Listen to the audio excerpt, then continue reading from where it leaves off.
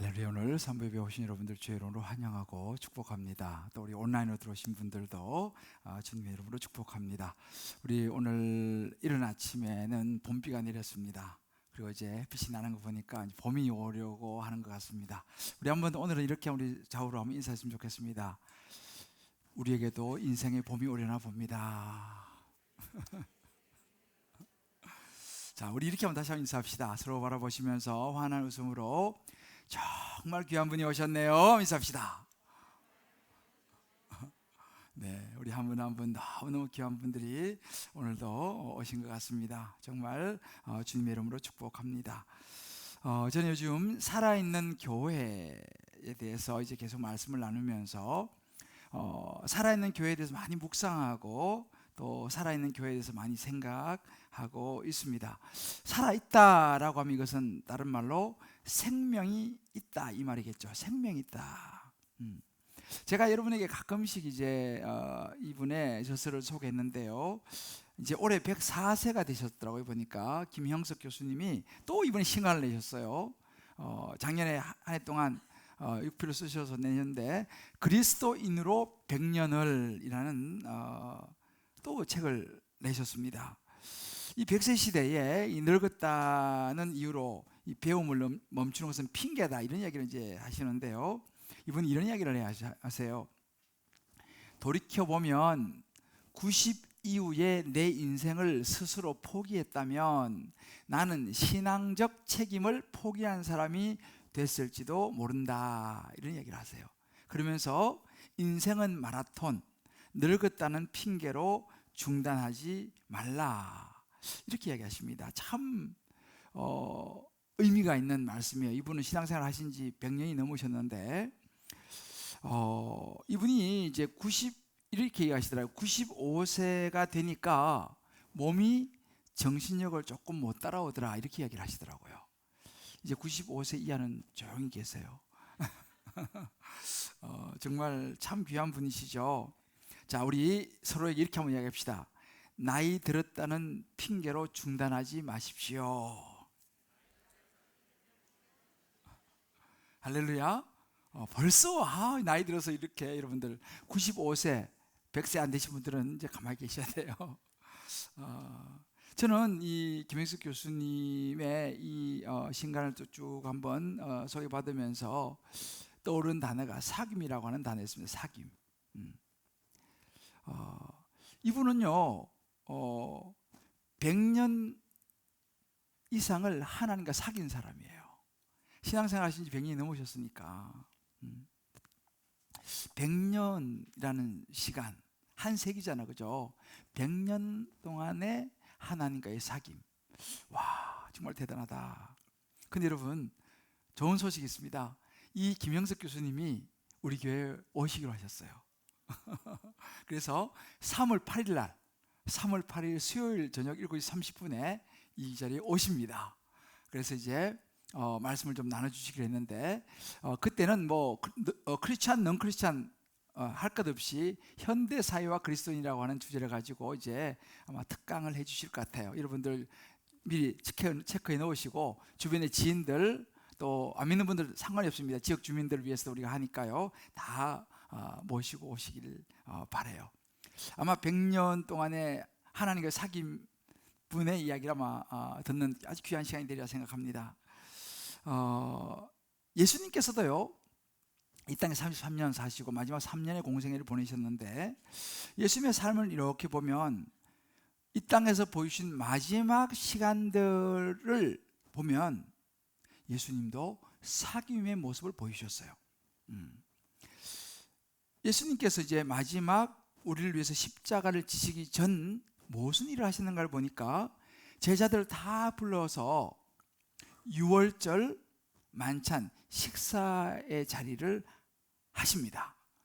이게 이제 마태복음 26장에 나오는데요. 그리고 그리고 이제 십자가에 달려 우리 죄를 위해서 십자가에 죽으시고 부활하셨습니다. 부활하시고 이제 성천하시기 전 마지막 하신 일이 뭐냐면 갈릴리 바닷가에서 밤새도록 고기를 잡아도 고기를 못 잡는 제자들을 위해서 바닷가에서 고기를 구우시고 아침을 준비하시는 그 장면이 나와요.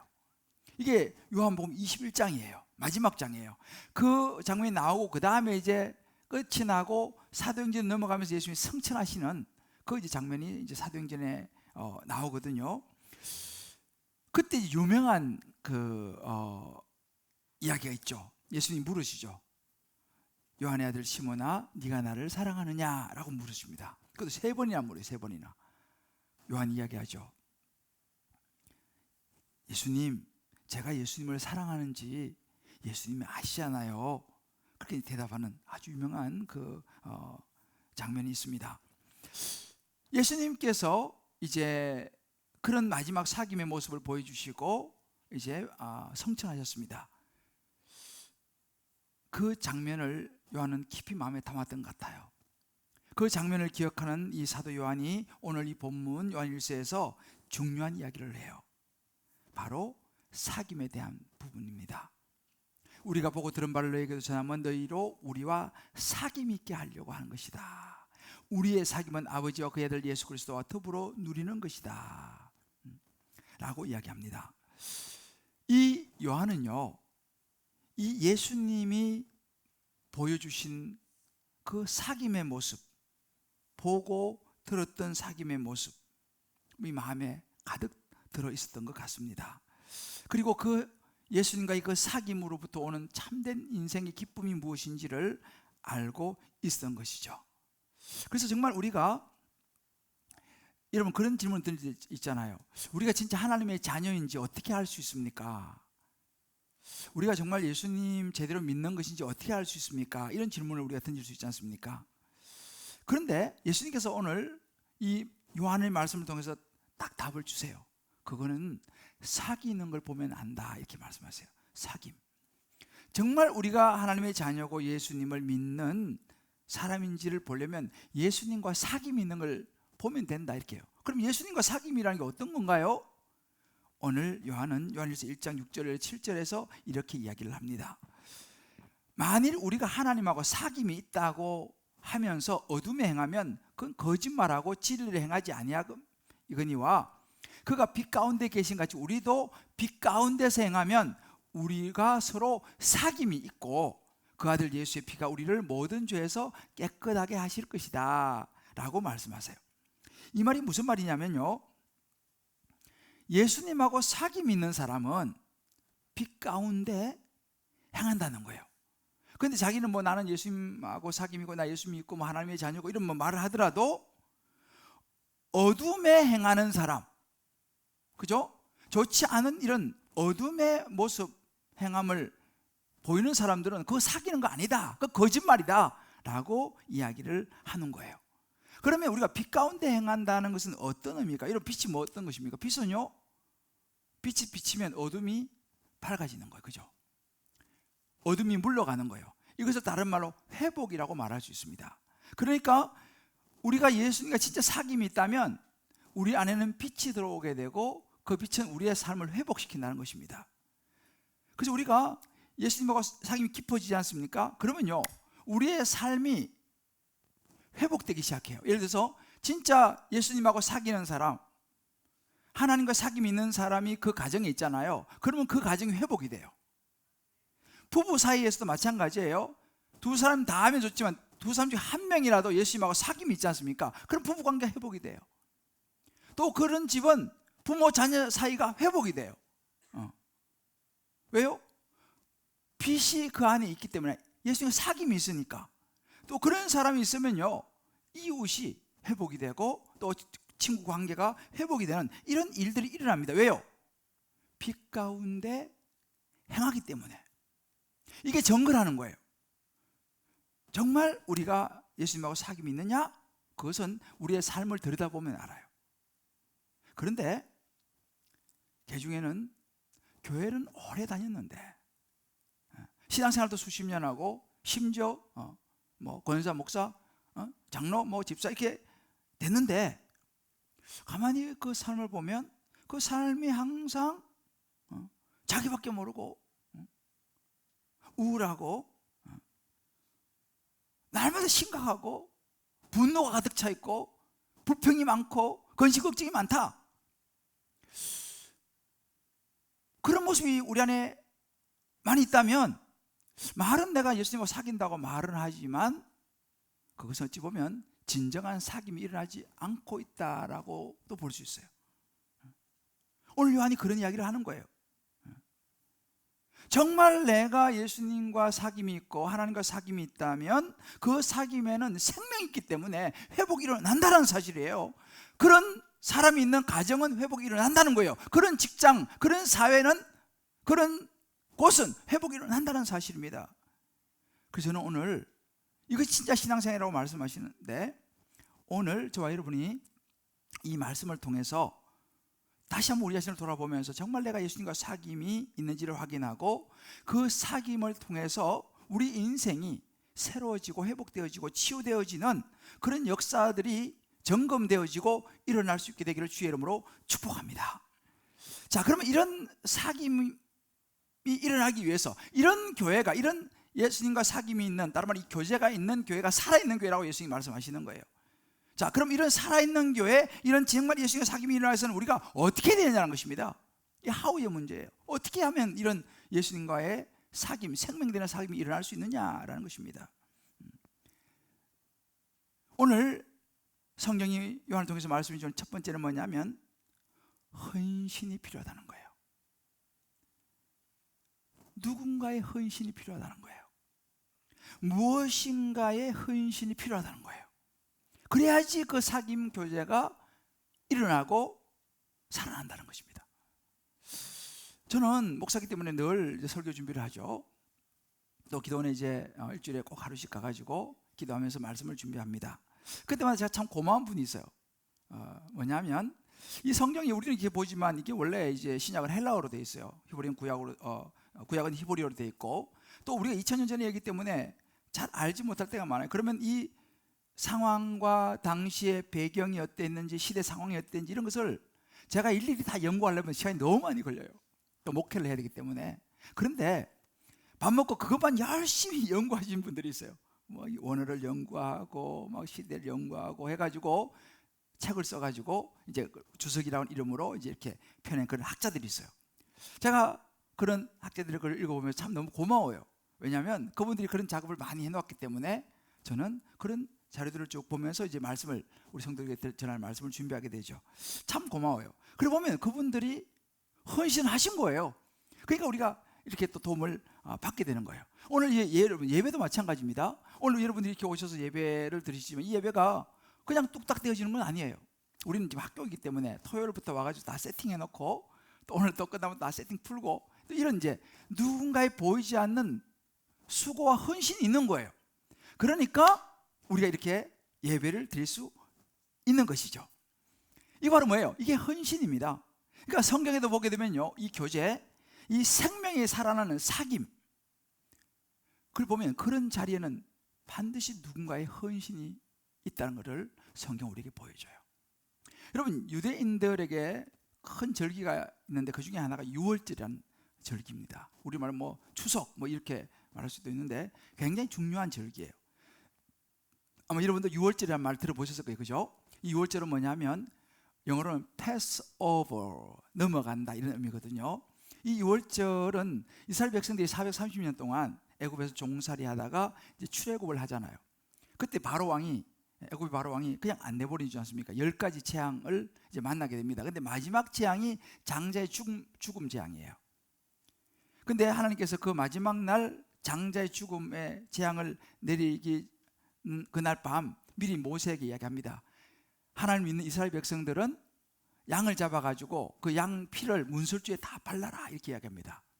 그러면 그 양의 피가 묻은 그 집은 패스오버, 건너갈 것이다 이렇게 이야기해요. 즉 그날 밤에 이스라엘 백성들은 전부 다 양을 잡아서 문설주에 양의 피를 다 발랐습니다. 근데 하나님 믿지 않는 애굽 사람들은 무슨 소리야 하고 그냥, 그래서 정말 그날 밤에 애굽의 모든 애굽 바로 왕으로부터 시작해서 모든 사람들, 심지어 가축에 먼저 난 것도 다 죽는 일이 벌어지죠. 그러나 하나님 믿는 이스라엘 백성들 집은 털끝 하나 상하지 않은 그런 역사가 일어났습니다. 그래서 바로가 놀라가지고 빨리 나가라. 그래서 그게 출애굽이 됐잖아요, 그죠? 그래서 그 날을 기념하는 날이 유월절이에요. 그 유월절을 지키면서 자손들에게 하나님의 그런 것들을 알려주는 이제 그런 중요한 절기인데, 예수님께서 십자가에서 달려서 우리 모든 죄를 사하시고 돌아가시는 그 무렵이 유월절이었어요. 근데 예수님께서 이제 유월절 되면 이제 잔치하고 이렇게 하지 않습니까? 그래서 예수님께서 마태복음 26장에 보면 이제 그 유월절을 만나니까 제자들이 예수님한테 이렇게 얘기합니다. 예수님, 이 유월절인데요, 우리 유월절 음식을 잡수셔야 되는데 어떻게 준비하면 되겠습니까? 제자들이 물어보는 거예요. 이제 명절이 됐으니까. 예수님이 이렇게 대답하세요. 18절을 보게 되면 저 성 안에 아무에게 가서 이르되 선생님 말씀이 내 때가 가까웠으니 제자들과 함께 유월절을 이 집에서 내가 좀 지키겠다, 그렇게 이야기해라, 이렇게 얘기해요.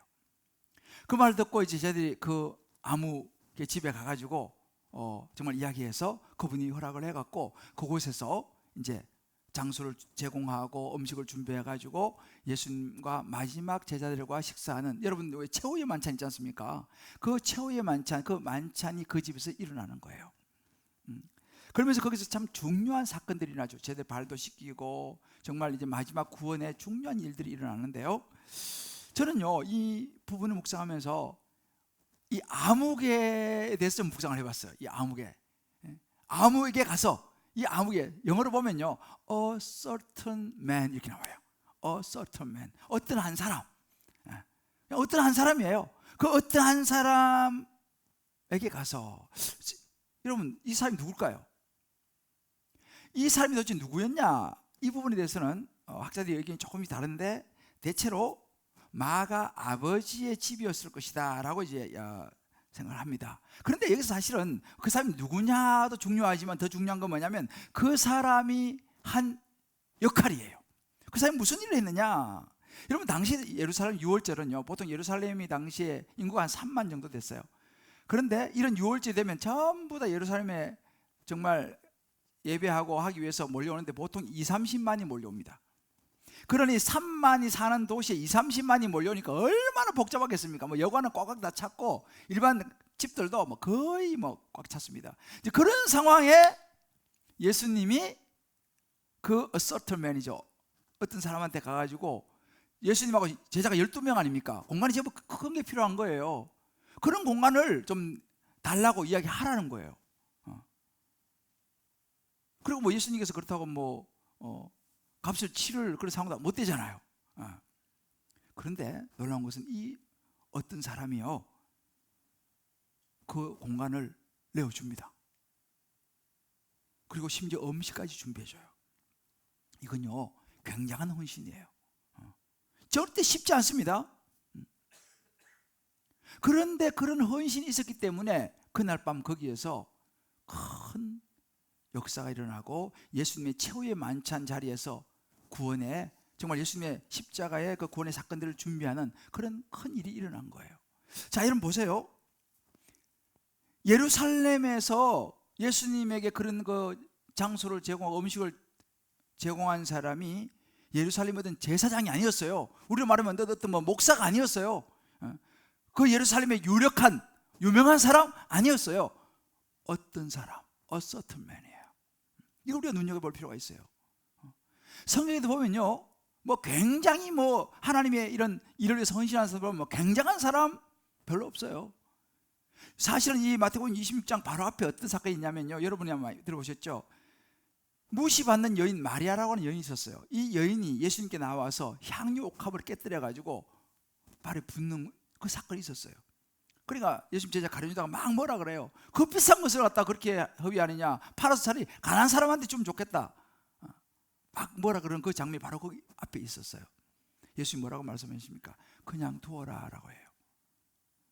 이 여인은 나의 십자가를 위한 준비다, 십자가 이제 죽음에 대해서 장사를 준비하는 중요한 일을 하고 있다 하면서 그 여인을 향하여 복음이 전해지는 것보다 이 여인이 한 일이 같이 전해질 것이다 하고 놀라운 축복을 받게 돼요. 이 어찌 보면 이름 없는 이 무시받는 이 한 여인이 주님을 위해서 내어놓은 향유 옥합, 이 헌신이 뭐 그런 게 많습니다. 구약에 보면요 사르밧과 하부가 나와요. 여러분 들어보죠. 사르밧과 하부. 열왕기상 17장 12절에 보면 그 이야기 나오는데, 이 사르밧 가구는 그 당시 흉년이 들어가지고 먹을 것이 없어요. 그래서 마지막으로 가루 한 움큼, 기름 병에 조금 있는 그거 가지고 이제 우리말 부침개라도 부쳐 먹고 이제 아들하고 그냥 죽어야겠다. 더 이상 없으니까. 그런 아주 힘든 상황이었어요. 그때 엘리야 선지자가 그 집을 찾아갑니다. 근데 그것을 가지고 자기가 먹고 죽으려고 하는 거를 엘리야 선지자에게 내놔요. 엄청난 헌신이죠. 그거로 인하여서 그 이후에 일어나는 하나님의 큰 기적과 역사들을 우리는 보게 됩니다. 자, 가만히 보세요. 이런 일이 많은데 공통점이 뭐예요? 여러 가지 있지만 그 중에 하나는 이런 사람들이요, 하나님을 위해서, 예수님을 위해서 헌신한 사람들이 뭐 대제사장이라든지 뭐 제자라든지 뭐 유명한 이런 사람이 아니었어요. 그냥 평범한 사람들이었어요. 평범, a certain man, a certain woman. 그냥 아무개예요, 아무개. 물론 그 사람들은 그렇게 해가지고 그게 뭐 정말 생명을 살리는 예수님을 위한 큰 일이 될지 뭐 그런 건 그들은 생각을 못했겠지만은 그들의 헌신은 생명을 낳는 놀라운 일을 낳았다는 사실입니다. 그러니까 뭐 이렇게 예수님께 식사 장소 제공하고 음식을 제공한 이 아무개는요, 이름도 알려지지도 않았어요. 그렇지만 그 아무개는 정말 예수님의 마지막 만찬, 여러분 가끔 은혜 집에 가보면 전부 다 예수님 마지막 만찬 이렇게 하는 사진 같은 붙어 있잖아, 그죠? 그런 하나님의 구속의 역사에 결정적인 역할을 한 사람이 되었다는 사실입니다. 그러니까 뭐 이 아무개가 누군지 우리가 어떻게 알아요, 그죠? 근데 여러분 하나님은 아시겠죠. 그 아무개가 누군지. 그 사람은 굉장히 축복받은 사람이죠. 쉽지 않은 일이었겠지만은. 그래서 사실은 그런 그 헌신이 그런 집을 또 장소를 먹을 거를 이렇게 한 것이 지금 우리가 2000년의 역사가 흘러가면서 지금도 우리에게 그 아름다운 이야기가 전해져 내려오고 공동체의 좋은 모델이 되고 있다는 사실이에요. 얼마나 큰 축복입니까? 자, 이것이 여러분 보세요. 그러니까 이런 사귐, 교제가 일어나려면 이렇게 누군가의 헌신이 있어야 되고 무엇인가의 헌신이 있어야 된다는 사실입니다. 그러니까 이런 그 어떤 장소를 제공한다든지 어떤 음식을 제공한다든지 이런 헌신이 있을 때에 이런 사귐과 교제가 일어나는 거예요. 여러분 우리가 하나님과의 사귐도 마찬가지예요. 나는 하나님하고 교제하고 하나님과 사귐, 나는 또 예수님과 있던 사귐, 이런 것들이 저는 있어요. 이렇게 만약에 우리가 말을 한다고 칩시다. 그런데 이렇게 사귐이 있다고 말을 하면서 시간을 조금도 안 낸다. 그러면 이것을 우리가 어떻게 봐야 될까요? 우리가 여러분 우리 보통 이렇게 젊은이들 연애를 하지 않습니까? 연애를 하려면 뭐가 필요합니까? 시간이 필요한 거예요. 그래서 연애하면서 같이 만나서 밥도 먹고 이야기도 하고 뭐 영화도 보고 하지 않습니까? 이게 뭐예요? 시간이에요. 그런 시간이 있을 때 우리는 이걸 사귐이라고 이야기하는 거죠. 그런데 내가 예수님하고 하나님하고 사귐이 있다라고 말을 하면서 전혀 시간을 안 낸다. 이거는 진짜 이걸 지금 사귐이라고 말할 수 있느냐라는 것입니다. 그런데 여러분 가만히 보세요. 반대로 보면 이런 사귐은 우리에게 부담이에요. 왜냐하면 그 아무개처럼 어떤 뭐 집을 제공한다, 음식을 제공한다, 아니면 또 하나님과 교제하기 위해서 시간을 낸다, 이것은 우리 입장에서는 보면요 좀 부담스럽죠. 바쁜데. 우리 교회도 이제 전문인들이 많아요. 뭐 법조인도 있고 뭐 교수도 있고 뭐 의사, 뭐 교사, 또 뭐 이런 전문 지식인들, 또 뭐 공무원들, 뭐 예술인들, 뭐 이런 여러 사람들이 많이 있어요. 자, 우리 한번 생각해 볼 필요가 있습니다. 내가 지금 이 위치, 이 자리에 오기까지 내가 혼자 자리에서 여기까지 왔을까? 라는 생각을 한번 해보셔야 돼요. 내가 혼자 자리에서 여기까지 왔을까? 하나님께서 왜 나에게 집을 주셨을까? 왜 하나님께서 나에게 잠실에 또 집을 주셨을까? 왜 하나님께서 나에게 그런 전문 지식을 주시고 그런 건강을 주시고 은사를 주시고 물질을 주시고 왜 어떤 영향력을 끼칠 수 있는 사람으로 만드셨을까라는 거예요. 그저 나만을 위해서, 우리만을 위해서 사용하라고 주셨을까라는 거예요. 하나님께서 이런 것을 주실 때는요, 물론 나도 나지만 하나님의 영광을 위해서 사용하라고 주신 줄을 믿습니다. 자, 그러면 하나님의 영광을 위해서 사용하라고 주셨다면 우리가 이런 것들을 어떻게 사용해야 될까라는 것입니다. 주님께서 만약에 I need you, 난 너가 필요하다, I need your gift, 난 너의 은사가 필요하다, 여러 가지 말씀하시면 우리는 그것을 그 아무개처럼, 오늘 내가 2월절을 내 집에 좀 보내야겠다고 말하면 그 A certain man처럼 주님 앞에 내놓을 준비가 되어 있느냐라는 거예요. 아니, 만약 그때 그 사람이 지금 예루살렘에 지금 사람들이 얼마나 많이 몰려왔는데 지금은 안 돼요, 바빠서 안 되고요, 지금은 나중에 다음에 할게요. 만약에 그 A certain man이요 거절했다고 생각해 보세요. 어떻게 됐을까요? 그거요. 우선 좀 편했을지 모르겠어요. 우선 그걸 다른 사람한테 줘가지고 돈을 좀 벌었을지 모르겠어요. 그러나 그는 하나님의 구원의 역사에 동참하는 축복을 잃어버렸겠죠. 우리도 마찬가지입니다.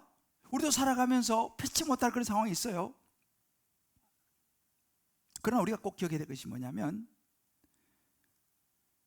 누군가의 헌신이 있을 때에 그 헌신을 통해서 하나님의 구원의 말씀이 전해지고 하나님의 구원의 역사가 일어난다는 이야기예요. 이제 우리가 계약을 하면서 이제 다락방 소그룹을 이제 시작을 합니다. 장소에 대한 부담이 좀 사실은 많습니다.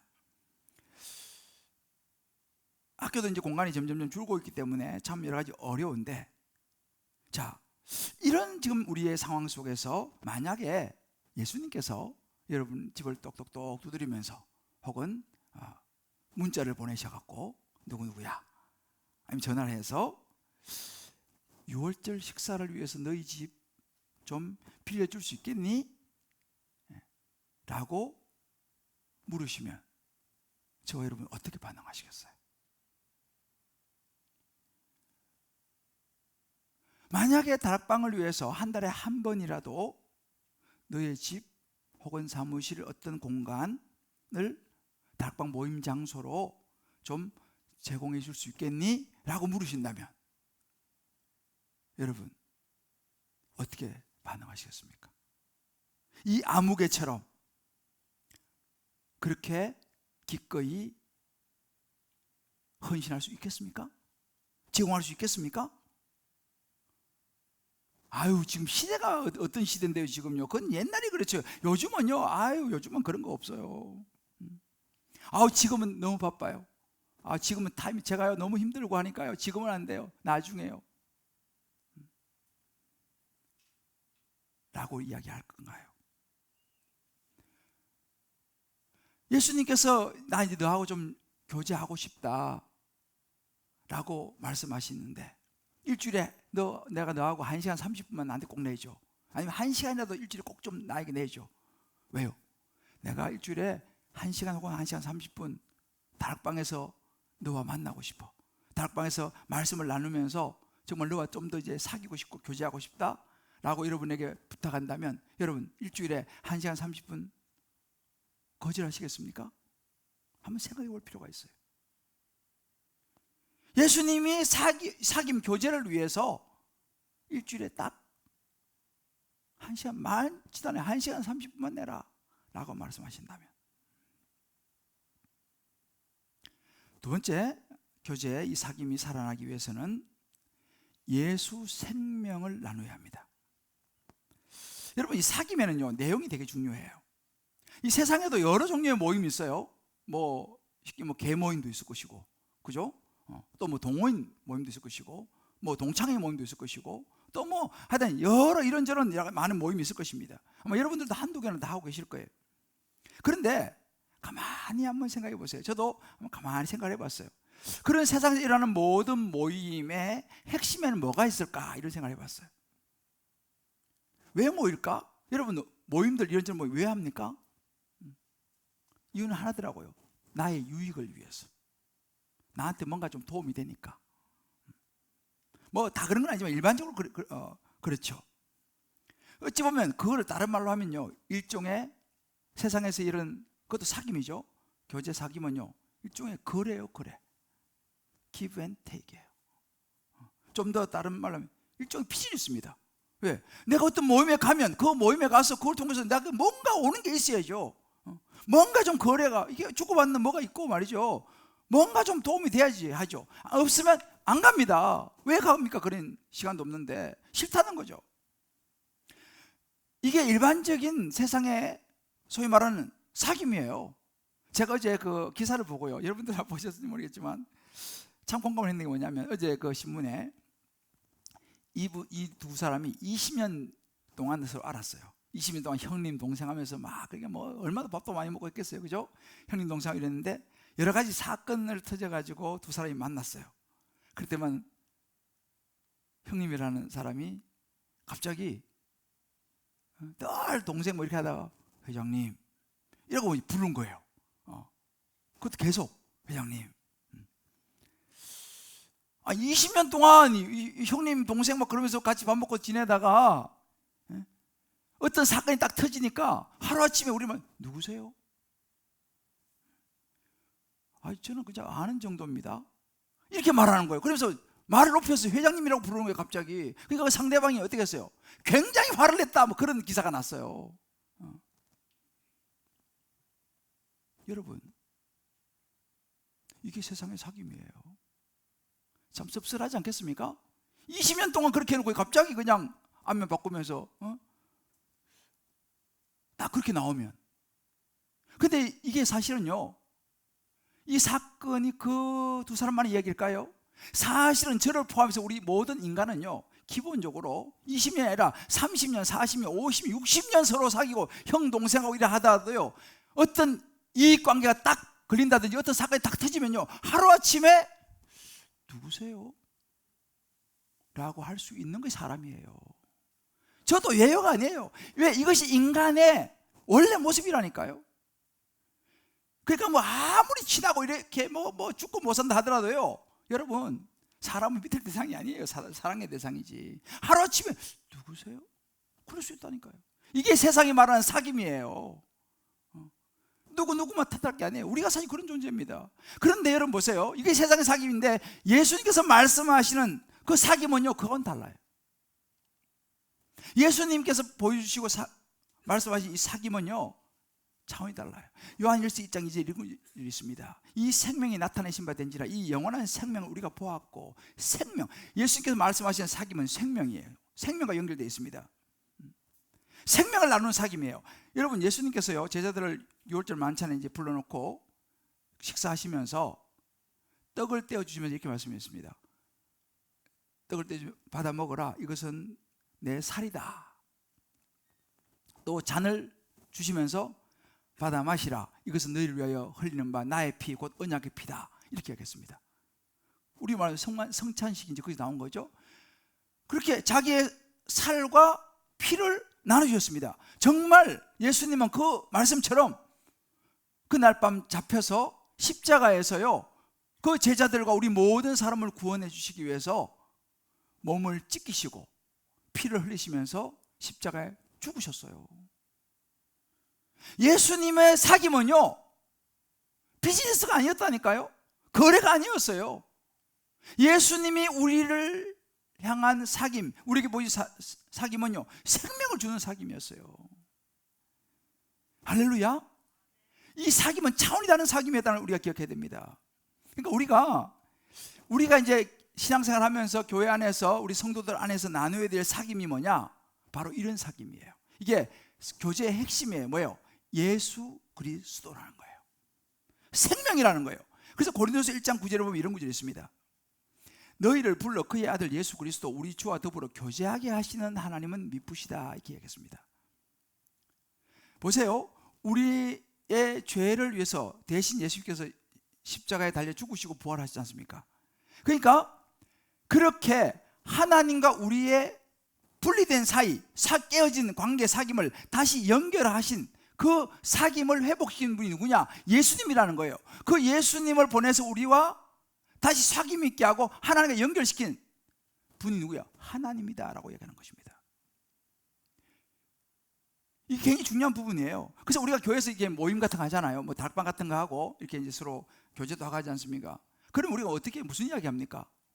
뭐 살아가는 이야기도 하고, 또 뭐 자식 이야기하고, 뭐 남편 이야기, 뭐 직장, 뭐 사업 이야기도 하고, 뭐 때로 뭐 부동산 이야기도 하고, 뭐 주식 이야기도 하고, 뭐 이런저런 이제 뭐 주제가 많죠.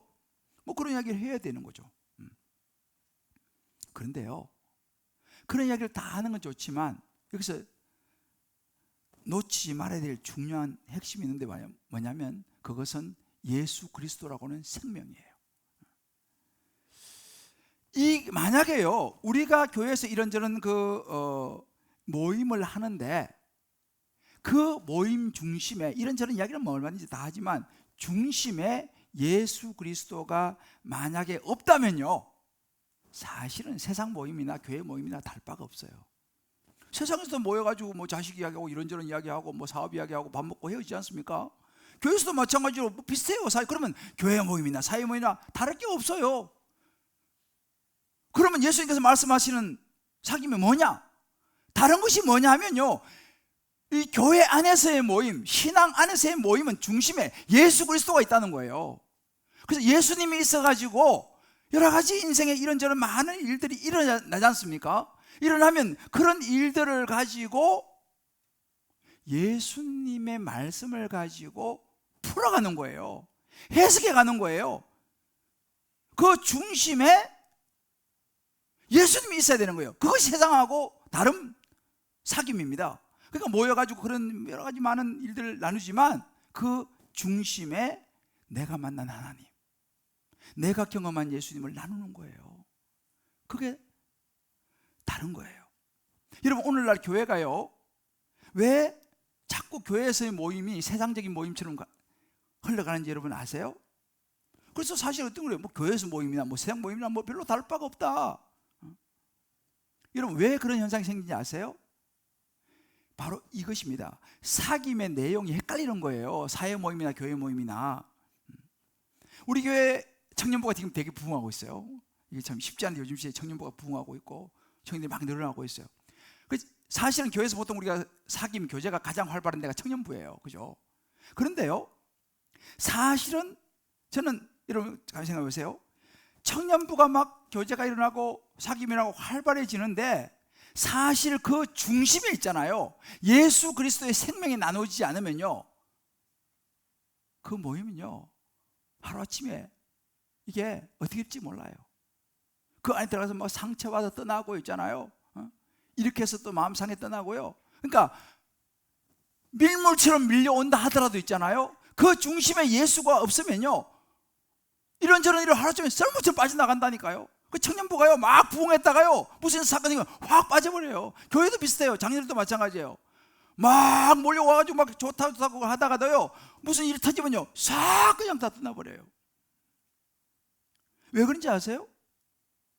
물론 우리가 교회에 처음부터 뭐 예수님 알고 오는 건 아니에요. 처음에 와가지고 같이 그냥 사람이 좋아서 오고 와서 같이 밥도 먹고 이야기도 하고 그렇게 해서 이제 교회 오는 거죠. 그건 다 좋습니다만은, 그렇지만 우리가 놓쳐서는 안 되는 것이 뭐냐면요, 그 중심에 예수가 있어야 된다는 거예요. 생명이 있어야 된다는 거예요. 그래서 하영조 목사님이요 이 사귐에 대해서 이런 이야기를 제가 읽었습니다. 교회에 나온다고 하나님과의 사귐이 있다고 착각하지 마십시오. 만나야 사귐이 있습니다. 성경이 무엇이라고 말합니까? 당신이 예수 그리스도를 정말로 아는가? 그러면 사귐이 있을 것입니다 라고 이야기를 해요. 아주 정말 저는 정확한 이야기라고 생각합니다. 우리가 신앙생활하고 교회에 와가지고 교제하고 다 좋은데 놓쳐서는 안 되는 것이 뭐냐면, 우리 그 안에 이런저런 이야기를 다 나누는 거 다 좋은데 그 안에 핵심인 예수 그리스도가 있어야 한다는 거예요. 생명이 있어야 한다는 사실입니다. 여러분 보세요. 저는 가끔 이런 생각을 많이 합니다. 여러분들 그런 생각할 때가 있을 거예요. 왜 사람들이 변하지 않을까? 교회를 수십 년 다니고 심지어 목사까지 됐는데, 장로 권사 집사 돼가지고 신앙생활이 연륜이 이렇게 됐는데도 왜 그 사람의 삶은 변하지 않을까? 왜 신앙생활하면서도 말씀 속으로 깊이 들어가지를 못할까? 말씀이 잘 들리지 않을까? 신앙생활을 오래 했는데도 여전할까? 그래서 그런 이야기를 한다잖아요. 자녀들이 부모님한테, 아유 참 어머님 아버님은 한결 같으십니다. 그렇다는 거예요. 왜? 수십 년 교회 다니는데 뭐 교회 다니는 그때나 지금이나 뭐 한결 같으시다는 거야. 왜 그렇습니까? 여기 이유가 있어요, 여러분들. 제가 이 말씀을 묵상하면서요, 여러분 왜 그렇습니까? 왜 우리가 안 바뀌겠습니까? 이유가 있어요. 예수님께서 말하면 사귐이라고 해요. 사귐. 예수님과의 사귐이 확실하지 않다는 거예요. 다시 말하면 우리 안에 예수가 확실하지 않다는 것입니다. 내 안에 예수가 확실하지 않기 때문에 근본적인 변화가 안 일어난다는 거예요.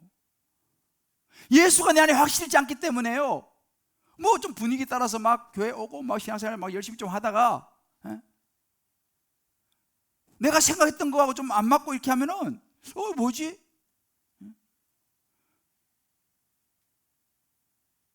에이 뭐 예수 믿어도 별거 없네, 돌아서 버린다는 것입니다. 여러분 보세요. 정말 우리가 있잖아요, 내가 진짜 예수를 믿는다, 내 안에 예수가 확실히 있다, 내가 예수님과 사귐이 있다라고 하면요, 집에서요, 가정에서요, 남편이 예를 들어 속을 썩여, 또 자꾸 사고치고 그냥 힘들게, 또 때론 자식이 막 속을 썩이고 진짜 말도 안 돼, 그냥 너무너무 애가 타요. 때론 부모가 그럴 수도 있어요, 자녀 입장에서. 때론 뭐 직장에서 말도 안 되는 그런 사람을 만나기도 하고요.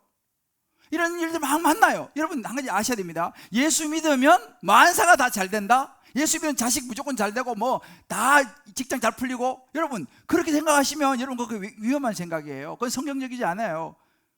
예수 믿어도요 자식이 엇나갈 수 있고요, 예수 믿어도 직장이 힘들어질 수 있고요, 예수 믿어도 일이 잘 안 될 수도 있어요.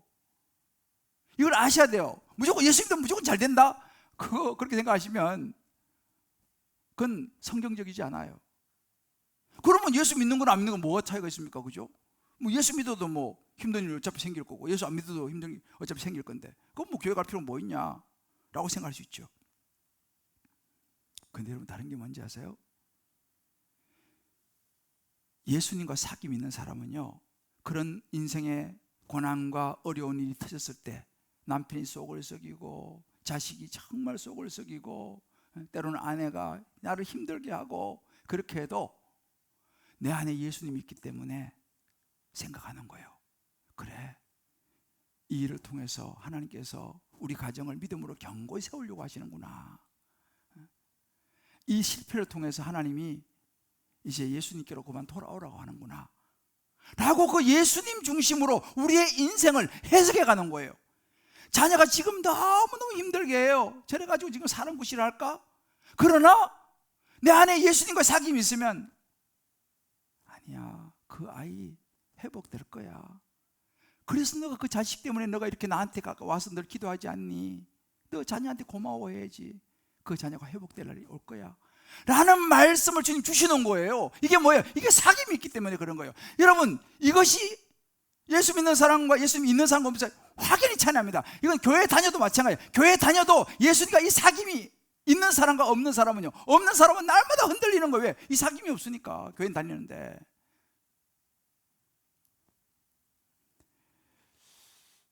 결국은 뭐냐면요, 내 안에 예수님이 계시는가, 내 안에 예수님과 진짜 사귐이 있는가, 그냥 겉으로 왔다 갔다 말고요, 정말 사귐이 있는가, 이것을 우리가 한번 생각해 봐야 됩니다. 그리고 우리 다락방도 마찬가지. 다락방을 시작하는데 그 다락방 안에 이런저런 이야기를 다 나누지만 정말 예수님이 중심이 돼가지고, 그래 내 인생에도 나도 이런 힘든 일이 있었고 나도 이런 실패를 했고 참 이런 고난을 당했는데 내가 예수님 붙들고 참 내가 견뎌낼 수 있었고, 그런 예수님을 나누면서 거기에 나온 사람들과 서로 격려하고 희망을 이야기하고 때로는 용서를 해주는 그런 사귐이 그 다락방에 있는가 한번 생각해 볼 필요가 있어요. 사랑하는 우리 성도 여러분, 오늘 이 사도 요한을 통해서 보여주신 예수님의 사귐은 이런 거예요. 진정한 이런 예수님 보여주신 사귐은요, 비즈니스 아니에요. 거래 아닙니다. 자기 생명을 내어주는 헌신의 절정이었어요. 이게 십자가예요. 우리가 살아있는 교회가 되려면요, 이런 헌신하는 사람들이 많아야 돼요. 진짜 가정이 회복되려고 하면요, 그 가정에 적어도 한 사람은 구원을 위해서 헌신하는 사람이 있어야 돼요. 부인이 되든 아내가 되든 자녀가 되든 부모가 되든 한 사람이라도 이렇게 구원을 위해서 헌신하는 사람이 있으면요, 그 가정은 회복됩니다. 할렐루야. 그런 사람들이 많아지면 그 교회는 살아있는 교회예요.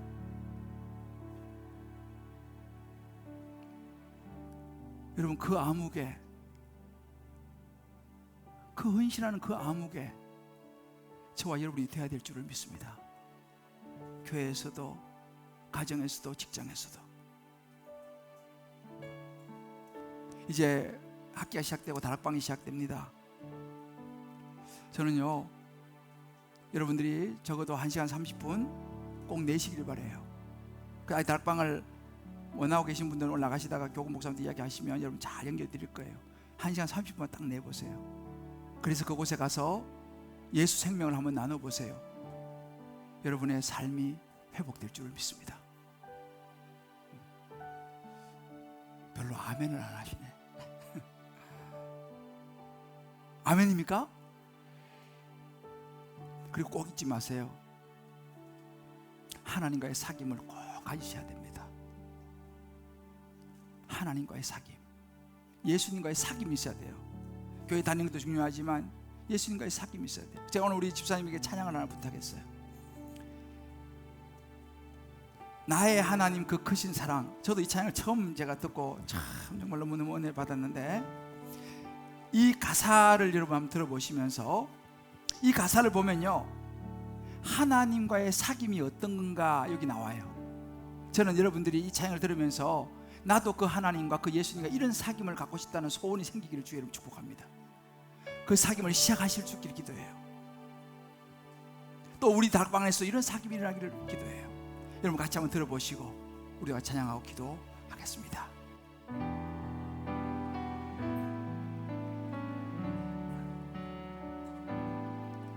나의 하나님 그 크신 사랑 나의 마음속에 언제나 슬픈 눈물 지을 때 나의 힘이 되시는 나의 영원하신 하나님, 나의 구원의 반석, 나의 생명의 주인, 나의 사랑의 노래. 실패하여 지칠 때 나의 위로 되시는 나의 하나님을 찬양해. 세월이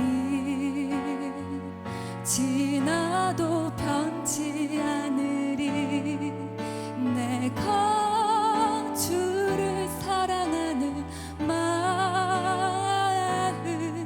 즐거운 날이나 때론 슬픈 날이나 모두 하나님을 사랑하리.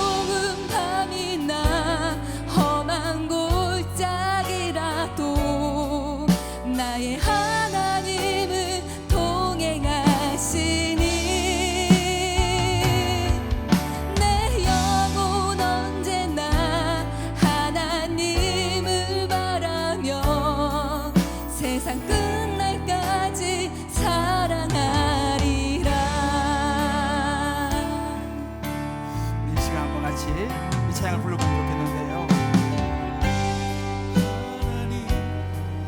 나의 크신 사랑 나의 마음속에 나의 언제나 마음속에 언제나 이게 사귐이에요. 슬픈 눈물 지을 때 나의 힘이 되시는 나의 힘이 되시는 나의 영원하신 하나님, 나의 영원하신 하나님 이게 하나님과의 관계 사귐이 있는 나의 거예요. 구원의 반석 나의 나의 생명의 생명의 주님 나의 사랑의 사랑의 노래.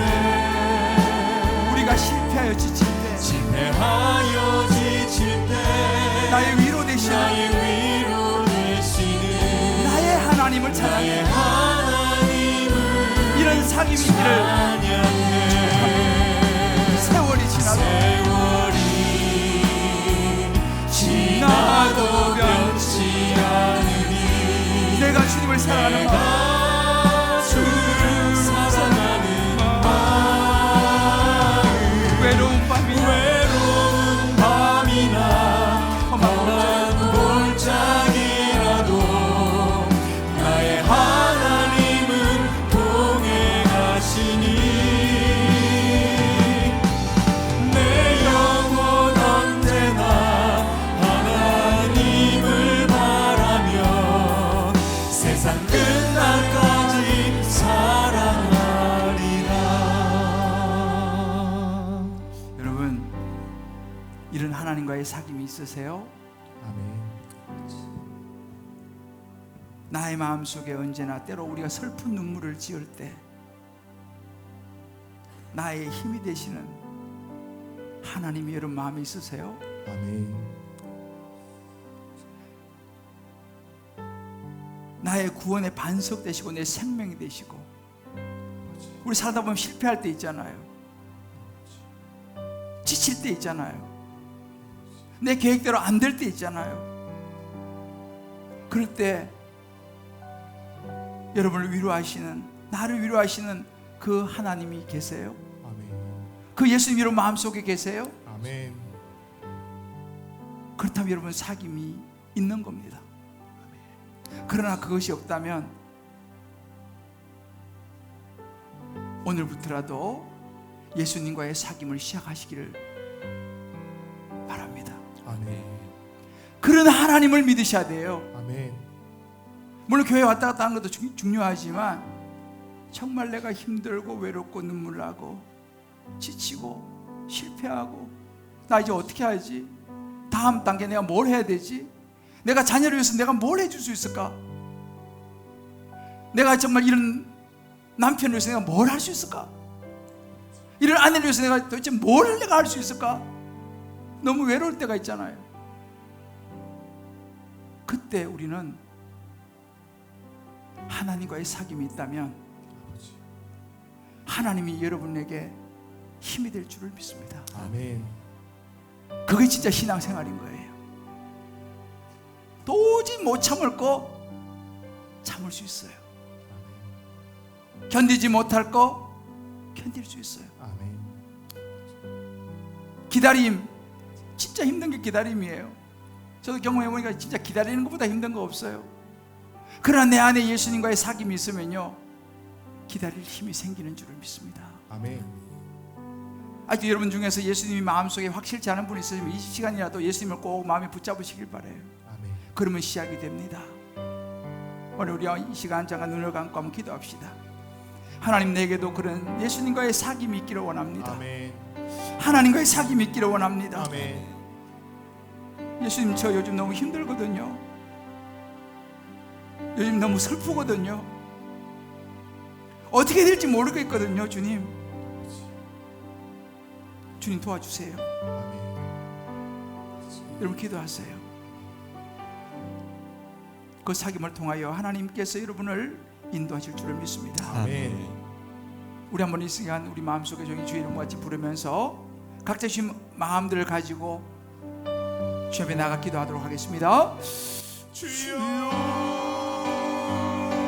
세월이 하나님 아버지를 도와주시기 원합니다. 지나도 변치 않으니 하나님 아버지 내가 주를 사랑하는 마음 하나님 아버지 즐거운 날이나 때로 슬픈 날이나 하나님 아버지 위로하여 주시고 하나님이 만져주시고 하나님이 만나주시옵소서. 세월이 지나도 누구에도 내려올 수 없다고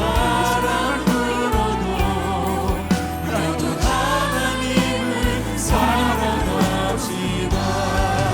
하나님 아버지 외로운 밤이나 하나님 아버지 골짜기라도 나의 하나님은 동행하시니 내 영혼 언제나 하나님을 바라며 세상 끝날까지 사랑하리라. 세월이 지나도 변치 않으리 주님 그렇습니다. 내가 주를 사랑하는 마음 외로운 밤에 외로운 밤이나 험한 골짜기라도 나의 하나님은 동행하시니 내 영혼 언제나 하나님을 바라며 세상 끝날까지 사랑하리라. 주님 그렇습니다. 세월이 지나도 변함없이 하나님을 사랑하기를 원합니다. 아멘.